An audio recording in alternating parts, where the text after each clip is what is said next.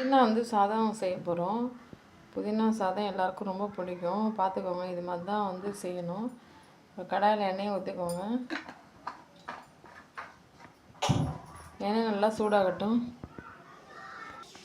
கடுகு போடணும். கடுகு நல்லா வெடித்து பொரிய போகுது. இப்போது அடுத்தது உளுத்தம் பருப்பும் போட்டுடலாம். கடுகோட அந்த உளுத்தம் பருப்பு நல்லா பொரியட்டும்.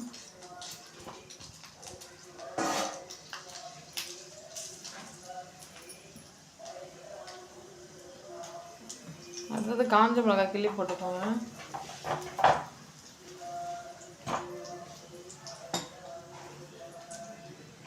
இப்போ சூடாக ஆவி பறகுற சாப்பாடு, இப்போ தான் சூடாக வடித்த சாப்பாடு இது.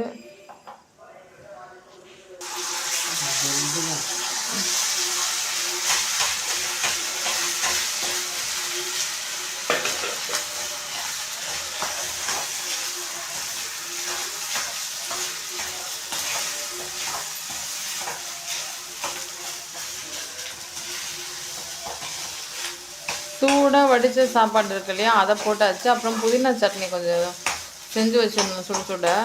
அதையும் போட்டுட்டு இது மாதிரி நல்லா கிண்டிக்கணும். சரிங்களா? பார்த்துக்கோங்க, இப்படி தான் புதினா சாதம் வந்து ரொம்ப சிம்பிளாக ஈஸியாக வந்து செய்யணும்.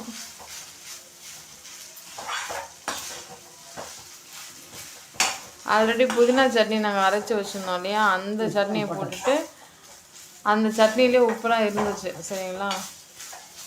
அதை போட்டுட்டு இது மாதிரி நல்லா கிளறி விட்டாச்சு.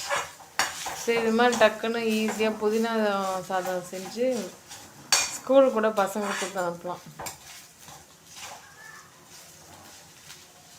இந்த ஃபுட் ரெசிபி குழந்தைங்கலேருந்து பெரியவங்க வரைக்கும் எல்லாருக்கும் ரொம்ப பிடிக்கும். உங்களுக்கும் இந்த ரெசிபி பிடிச்சிருந்தா லைக் பண்ணுங்கள், ஷேர் பண்ணுங்கள். இந்த சேனல் ஃபர்ஸ்ட் டைம் பார்க்குறீங்கன்னா நீங்கள் சப்ஸ்கிரைப் பண்ணிக்கோங்க. லாஸ்ட்டில் பாருங்கள், கொத்தமல்லிலாம் தூவி விட்டாச்சு.